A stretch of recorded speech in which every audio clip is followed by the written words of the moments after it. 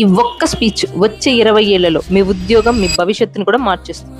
ఎందుకంటే ఈసారి August 15న red fort పై నుంచి మోదీ గారు 2047 నాటికి వికసిత్ భారత్ కోసం పూర్తి బ్లూ ప్రింట్ ప్రకటించారు.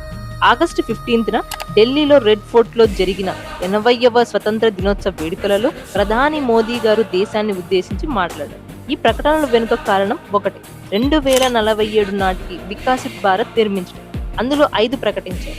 మొదటిది, 1 కోటి మంది యువతులకు ఏఏ ట్రైనింగ్ ఇప్పించడం, భవిష్యత్తులో ఉద్యోగాల కోసం. రెండవది, పేద మధ్యతరగతి విద్యార్థులకు ఉచిత ఆన్లైన్ కోచింగ్ ఇప్పించడం, అంటే కోచింగ్ ఖర్చు తగ్గించడం. మూడవది, 7 నుంచి 8 కొత్త సెమీ కండక్టర్ ప్లాంట్లు ఏర్పాటు చేయడం, అంటే విదేశాలపై ఆధారపడకుండా ఉండేందుకు.